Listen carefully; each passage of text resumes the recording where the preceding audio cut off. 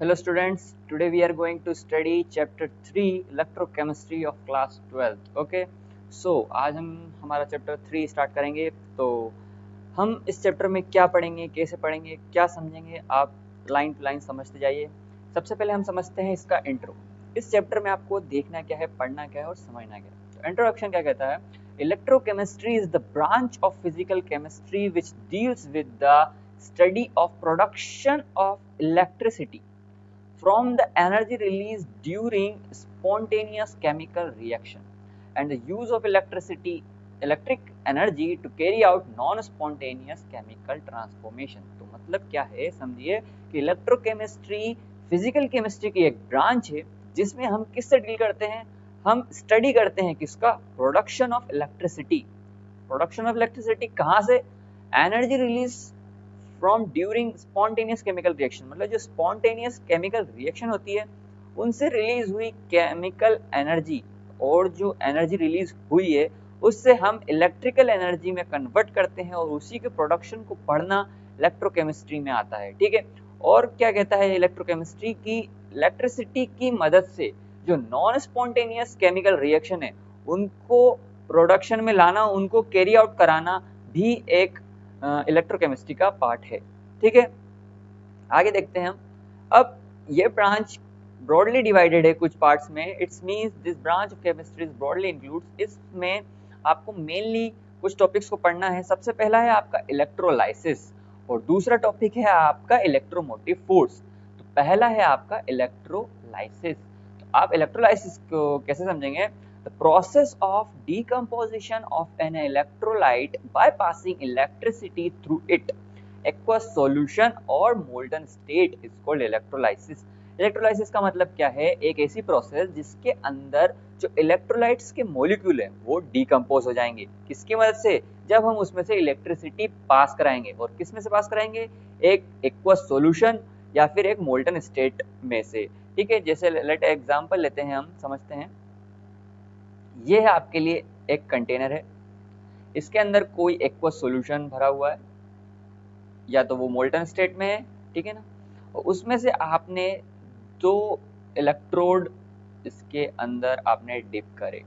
तो इलेक्ट्रोड आपने डिप करे, मान लीजिए ये प्लस पॉइंट है और ये नेगेटिव पॉइंट है, और आपने इन दोनों को किसी ना किसी बैटरी से कनेक्ट कर दिया है। ये आपकी वोल्टेज की बैटरी।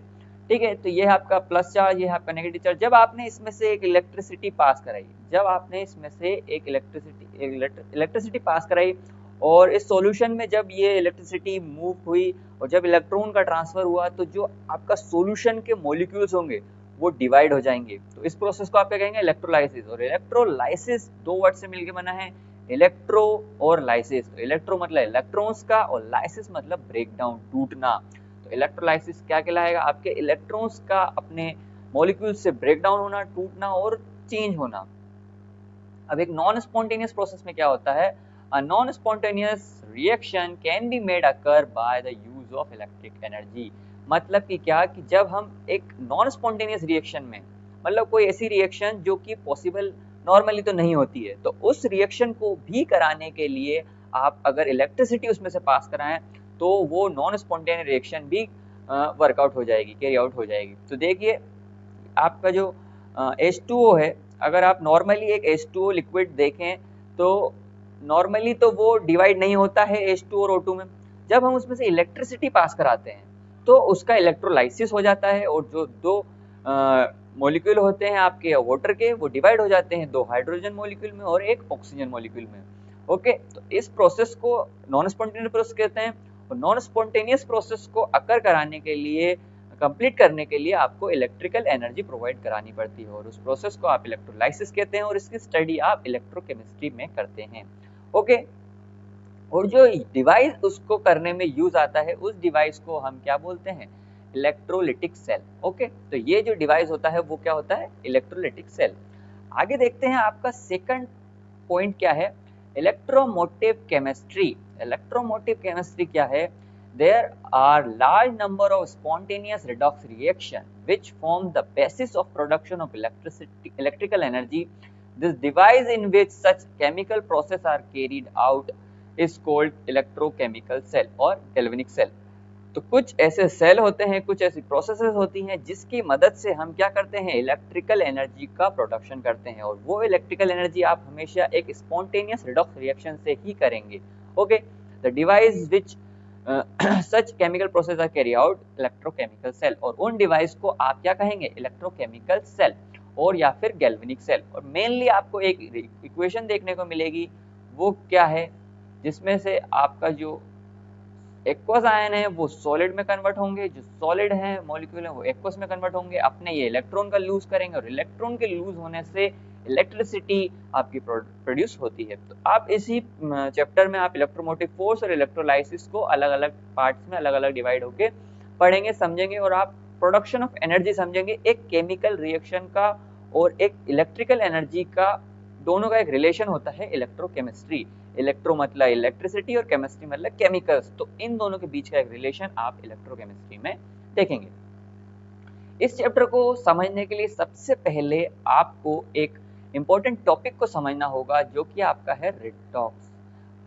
रिडॉक्स आपका एक इंपॉर्टेंट टॉपिक है, उसको समझे बिगर आप इस चैप्टर को क्लियरली कॉन्सेप्ट आपको क्लियर नहीं हो पाएंगे। तो आपको सबसे पहले रिडॉक्स क्या होता है ये समझना होगा, जो कि आपने 11th में पढ़ा होगा रिडॉक्स रिएक्शंस और रिडॉक्स के बारे में, फिर भी हम इसको आगे देखते हैं। रिडॉक्स दो वर्ड से मिलकर बना है, रिडक्शन एंड ऑक्सीडेशन। ओके, ये तो आपको पता है। और ये क्या कहता है, the term redox stand for reduction और oxidation, simple.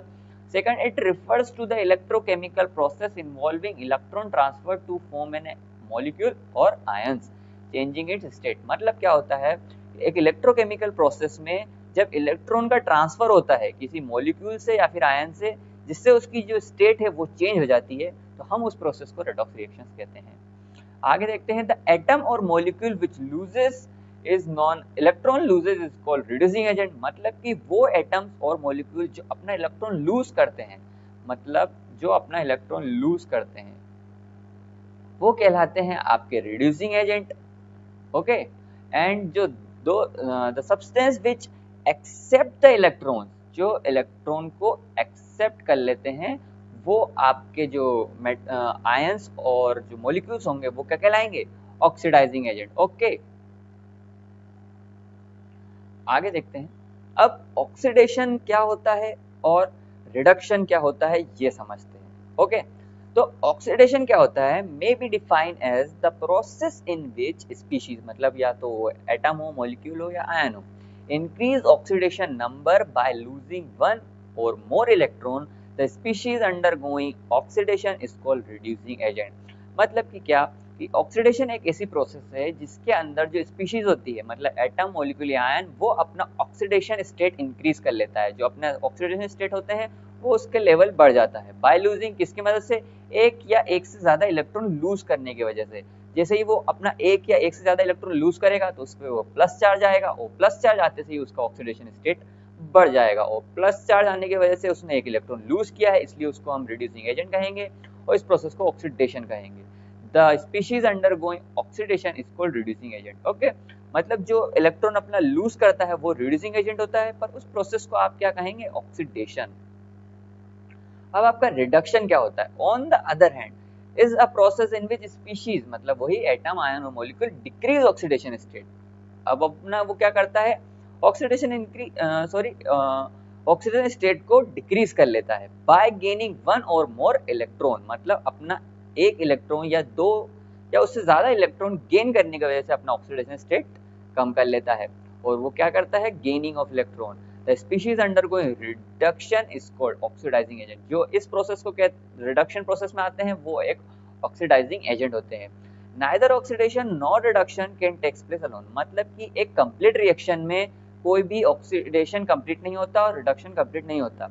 This is complementary process occur in the one sided, मतलब कि ये सिंगल साइडेड होती है। कुछ मॉलिक्यूल ऑक्सीडाइज होते हैं, कुछ मॉलिक्यूल रिड्यूस होते हैं, कुछ मॉलिक्यूल इलेक्ट्रॉन गेन करते हैं, कुछ इलेक्ट्रॉन एक्सेप्ट करते हैं। तो पूरी केमिकल रिएक्शन में कुछ मॉलिक्यूल ऑक्सीडाइजेशन होता है, कुछ मॉलिक्यूल का रिडक्शन होता है। एक कंप्लीट रिएक्शन रिडॉक्स रिएक्शन कहलाती है। ओके, तो आप इसमें देख रहे हैं, जो आपका कॉपर आयन है उसने अपना इलेक्ट्रॉन लूज करा, अपना इलेक्ट्रॉन लूज करके वो प्लस चार्ज में चला गया, +2 चार्ज में चला गया, और जो एक्वस में पहले से ही आपका Ag पड़ा हुआ था, तो वो अपना इलेक्ट्रॉन गेन करके सॉलिड स्टेट में चला गया, तो इसने अपना इलेक्ट्रॉन लूज करा, तो ये हो गया आपका रिड्यूसिंग एजेंट, और इसने अपना इलेक्ट्रॉन गेन किया, तो ये हो गया आपका ऑक्सीडाइजिंग एजेंट। ओके, सिंपली ये समझ में आ गया होगा आपको। अब आगे देखते हैं। अब इस चैप्टर का आपका प्रैक्टिकल इंपॉर्टेंस भी समझना बहुत इंपॉर्टेंट है। इस चैप्टर में आप प्रैक्टिकली क्या समझेंगे, क्या देखते हैं, आपको वो भी समझना होगा। प्रैक्टिकल इंपॉर्टेंस क्या है? A large number of metal and non metals, generally reactive metals like sodium, potassium, aluminium and metals like fluorine and chloride, compounds like NaOH, ये सभी क्या होते हैं जो प्रोड्यूस होते हैं वो इलेक्ट्रोकेमिकल प्रोसेस से ही प्रोड्यूस होते हैं। जो आपके मेन एलिमेंट्स हैं, आपके मेटल्स हैं, सोडियम, पोटेशियम, एल्यूमिनियम, और जो आपके कुछ कंपाउंड्स हैं फ्लोरीन, क्लोरीन और NaOH, ये सभी क्या होते हैं आपके जो प्रोड्यूस होते हैं वो इलेक्ट्रोकेमिकल प्रोसेस की मदद से ही प्रोड्यूस होते हैं। अगर आप इलेक्ट्रोकेमिकल नहीं समझेंगे तो आप इनका प्रोडक्शन नहीं कर पाएंगे, और इनका प्रोडक्शन नहीं होगा तो बहुत सारे केमिकल रिएक्शंस नहीं हो पाएंगे, बहुत सारी कंपाउंड्स नहीं बन पाएंगे, और उससे आपके स्टडी लेवल कम हो जाएगा। तो आपको इलेक्ट्रोकेमिस्ट्री बहुत इंपॉर्टेंट पार्ट रखता है इन सभी एलिमेंट्स के प्रोडक्शन में। ओके, अब आपका जो अगला पॉइंट है, पहला हो गया आपका, अगला पॉइंट क्या है? Batteries and the cell. जो आपकी बैटरी होती है और जो सेल होते हैं, जो हम नॉर्मली इलेक्ट्रॉनिक डिवाइस में यूज करते हैं, एक पोर्टेबल एनर्जी जिसे हम कहते हैं, जो कि बैटरीज और सेल होती हैं, वेरियस इंस्ट्रूमेंट और other device convert chemical energy into electrical energy. मतलब इन सभी बैटरीज और सेल में क्या होता है, केमिकल सेल का इलेक्ट्रिकल एनर्जी में कन्वर्ट होता है। जो उसके अंदर एक केमिकल रिएक्शन होती है सेल्स के अंदर, बैटरी के अंदर, वो सभी केमिकल एनर्जी को इलेक्ट्रिकल एनर्जी में कन्वर्ट करता है। और ये काम आपका कौन करता है? बैटरीज और सेल। और किस प्रोसेस की मदद से होता है? इलेक्ट्रोकेमिस्ट्री। तो आपको बैटरीज और सेल के प्रोडक्शन में भी इलेक्ट्रोकेमिस्ट्री का यूज बहुत इंपॉर्टेंट है। आपको बैटरीज बनाना और सेल बनाने में भी इलेक्ट्रोकेमिस्ट्री समझनी होगी, और उनकी वर्किंग को पढ़ना और समझने में भी आपको इलेक्ट्रोकेमिस्ट्री पढ़ना होगा। तो अगला क्या है आपका? The sensory signals sent to the brains through the cell and the vice versa, and also the communicating different cells are based on the electrochemical phenomena। मतलब क्या कि जब आप अपने ब्रेन से सेल तक नर्वस सिस्टम के थ्रू सिग्नल, सेंसरी सिग्नल्स जब आप सेंड करते हैं, तब भी आपका जो केमिकल एनर्जी है वो इलेक्ट्रिकल एनर्जी में कन्वर्ट होता है, इलेक्ट्रिकल एनर्जी केमिकल एनर्जी में कन्वर्ट होती है, जिसकी मदद से आपकी पूरी बॉडी में सेंसरी सिग्नल्स प्रोवाइड होते हैं। उनकी मदद से ही आप अपने ब्रेन से सेल्स को कम्युनिकेट करते हैं, और अपने जो सेल हैं, मसल्स हैं, जो डिफरेंट पार्ट्स ऑफ बॉडी हैं, वो अपने ब्रेन से कम्युनिकेट करती हैं। और ये किसकी मदद से कम्युनिकेट करती हैं? ये सभी एक केमिकल और इलेक्ट्रिकल एनर्जी को एक रिलेशंस की मदद से आपसे कम्युनिकेट होती हैं। तो इस प्रोसेस को भी आप इलेक्ट्रोकेमिकल प्रोसेस में ही समझेंगे। ओके, तो आपको इसके इंपॉर्टेंस समझ आ गए। अब हम कुछ सेल देख रहे हैं, जो इलेक्ट्रोकेमिकल सेल हैं और जो गैल्वेनिक सेल हैं, उसका कंस्ट्रक्शन समझेंगे और उसके बारे में हम पढ़ते हैं। तो सबसे पहले हमारा जो सेल है वो क्या है आपका? Electrochemical cell. Most important cell electrochemical cell. Galvanic cell और वोल्टिक सेल, इसके दो नाम और हैं, गैल्वेनिक सेल और voltaic cell. Is an electrochemical cell that convert the chemical energy of spontaneous redox reaction into electrical energy. मतलब इसके अंदर जो स्पॉन्टेनियस रिडॉक्स रिएक्शंस हो रही हैं, उससे हम केमिकल एनर्जी को इलेक्ट्रिकल एनर्जी में कन्वर्ट कर देंगे। तो इस टाइप के गैजेट्स को हम कहाँ यूज करते हैं? हीटर में, फैन में, गीजर में, ऐसी जगहों पे ऐसे सेल्स का हम मेनली यूज करते हैं। अब सबसे पहले देख रहे हैं हम इसका कंस्ट्रक्शन। तो कंस्ट्रक्शन में क्या है? Galvanic cell consist of 2 beaker. ये 2 बीकर हैं, 2 बीकर। ओके, 2 बीकर हैं इसके अंदर, one of which contain zinc. एक बीकर के अंदर, ये आपका फर्स्ट बीकर है, इसके अंदर आपके जिंक सल्फेट सॉल्यूशन भरा हुआ है, और जो सेकंड बीकर है उसमें आपका कॉपर सल्फेट का सॉल्यूशन भरा हुआ है। ठीक है, और दोनों के अंदर आपने एक फिक्स क्वांटिटी में इनका कंसंट्रेशन रख रखा है, जो कि कितना है? 1 m। ओके, तो 1 m कंसंट्रेशन पे ही जिंक सल्फेट एक कंटेनर में रखा है, और दूसरे कंटेनर पे कॉपर सल्फेट 1 m कंसंट्रेशन पे रखा हुआ है। The zinc and the copper rods are known as electrodes. जो आपकी जिंक है और जो कॉपर है, ये दोनों इलेक्ट्रोड हैं, क्या है, इलेक्ट्रोड। तो ये है एक जिंक इलेक्ट्रोड और ये है आपका कॉपर इलेक्ट्रोड। ओके, फिर आगे देखते हैं हम कि क्या है, these electrodes are connected by a metallic wire. और जो ये दोनों इलेक्ट्रोड हैं ये एक मेटेलिक वायर से कनेक्टेड हैं। ओके, ये दोनों आपके एक मेटेलिक वायर से कनेक्टेड हैं। इसके आगे क्या है, थ्रू द गैल्वेनोमीटर, और इनके बीच में आपको एक गैल्वेनोमीटर मिलेगा, तभी इसी सेल को हम गैल्वेनिक सेल भी कहते हैं और गैल्वेनोमीटर को ही आप वोल्टामीटर भी कहते हैं, वोल्टमीटर भी, इसलिए इसका नाम क्या है, वोल्टिक सेल। तो आपने इन दोनों इलेक्ट्रोड्स को एक वायर से कनेक्ट किया और वायर बीच में किससे कनेक्ट है, एक वोल्टिक मीटर से कनेक्टेड है। फिर क्या हो रहा है, the two solution are joined by a inverted U tube. इसके अंदर ये दोनों सॉल्यूशन, फर्स्ट सॉल्यूशन और सेकंड सॉल्यूशन, एक inverted tube, inverted U tube, ये यू शेप की एक ट्यूब है जिसकी मदद से इसमें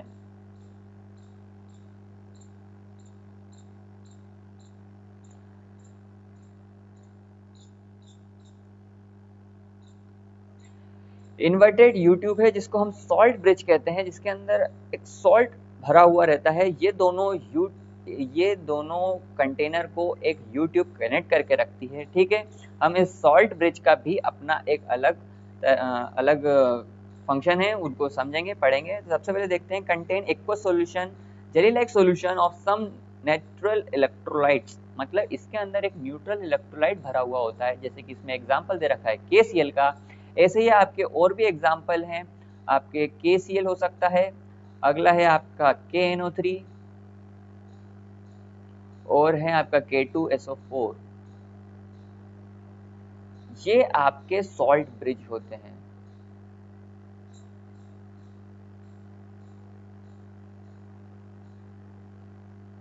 ठीक है, ये सॉल्ट ब्रिज आपके किस किस चीजों के बने होते हैं, KCl के, KNO3 के और K2SO4 के। ओके, तो आपको इसका कंस्ट्रक्शन समझ में आ गया। अब इसमें आगे क्या होता है, the electrolytes are made up of gelatinous by adding agar agar gelatin to convert into the semi solid phase so that they do not flow into the solution. मतलब कि आपका जो जिंक और कॉपर के इलेक्ट्रोड हैं वो एक gelatinous covering के साथ बने हुए होते हैं, जिसको हम एगार एगार और जिलेटिन से कन्वर्ट करके रखते हैं, जिसकी मदद से ये सेमी सॉलिड फॉर्म में रहते हैं। Okay, the end of the U tube is plugged with the glass wool, और जो इसका एंड होता है आपका यूट्यूब का, वो एक ग्लास वूल की मदद से पैक्ड होता है, जिसकी मदद से जो इसका सॉल्ट ब्रिज का सॉल्यूशन है वो इसके अंदर डिप ना हो जाए। ओके, दोनों सॉल्यूशन अपने आपस में डिवाइडेड रहने चाहिए पर कनेक्टेड भी होने चाहिए, इसलिए इसमें किसका यूज किया है, ग्लास वूल का। ओके, फिर आगे देखते हैं हम, the deflection in voltmeter indicates that this is potential difference between the two electrode. मतलब का आपका जो वोल्टमीटर है वो क्या कर रहा है, जो दो इलेक्ट्रोड हैं उनके बीच में जो आपका इलेक्ट्रिकल एनर्जी फ्लो कर रही है उसको डिफ्लेक्शन की मदद से वो आपको डिनोट करके बताएगा कि कितना वोल्टेज आपको प्रोवाइड हो रहा है, कितना वोल्टेज इसमें प्रोड्यूस हो रहा है। ओके, फिर इसमें क्या होता है आगे देखते हैं हम, let us now understand the working of the cell.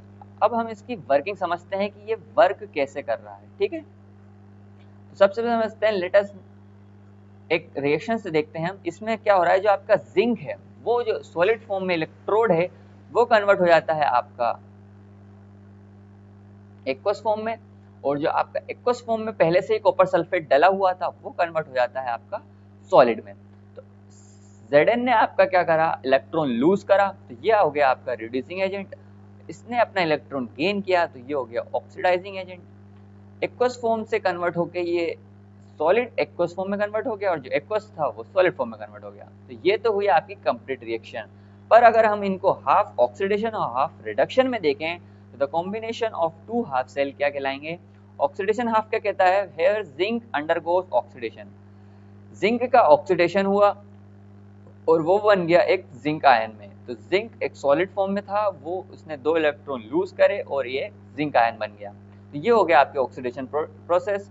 आगे देखते हैं रिडक्शन प्रोसेस। रिडक्शन हाफ क्या कहता है, here copper ions move towards copper road. जो आपके सॉल्यूशन के अंदर कॉपर आयंस भरे हुए थे, एक कंटेनर था आपका लेफ्ट राइट वाला, उसके अंदर आपने कॉपर CuSO4 उसमें भरा हुआ था और उसके अंदर कॉपर की रॉड थी।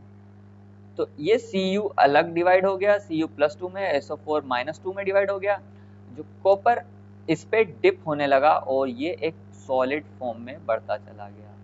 इसमें सॉलिड का कंसंट्रेशन बढ़ता चला गया। ओके, आपकी जो रोड है, इलेक्ट्रोड है आपका कॉपर का, वो उसका जो एनलार्जमेंट होता चला जाएगा और जो जितना भी कंप्लीट कॉपर सल्फेट आपका कंटेनर के अंदर रखा हुआ था वो ब्रेक हो जाएगा और कॉपर सल्फेट आपका इलेक्ट्रोड पे जाके डिपॉजिट होने लग जाएगा। तो जितना भी आपका एक्वस फॉर्म में कॉपर था, एक्वस फॉर्म में जो कॉपर था उसने इलेक्ट्रॉन गेन करके वो कंप्लीटली कॉपर सॉल्यूशन कॉपर के एक सॉलिड स्टेट में कन्वर्ट हो जाएगा और इस प्रोसेस को आप क्या कहेंगे? रिडक्शन। ओके, आगे देखते हैं। अब हम देख रहे हैं सॉल्ट ब्रिज के फंक्शन। ठीक है, सॉल्ट ब्रिज क्या है और उसके function. In the chemical electrochemical cell a salt bridge serve a following important function. तो इसके इंपॉर्टेंट फंक्शंस क्या हैं? पहला, it allows the flow of ion, मतलब कि सबसे इंपॉर्टेंट काम तो क्या है कि वो एक सेल को कंप्लीट करता है। जैसे आपने केमिस्ट्री फिजिक्स में पढ़ा होगा इलेक्ट्रिक सर्किट, सर्किट तभी कंप्लीट होता है जब वो कंप्लीटली कनेक्टेड हो एक दूसरे से। अगर हम वो यूट्यूब निकाल दें तो वो दोनों कंटेनर एक दूसरे से कनेक्ट कहाँ होंगे? एक सेल कंप्लीटली कनेक्टेड होना चाहिए। तो उन दोनों कंटेनर को कनेक्ट करने के लिए जो आयंस उसके अंदर से फ्लो हो रहे हैं उनको फ्लो होने देने के लिए एक यूट्यूब को कनेक्ट करना जरूरी है।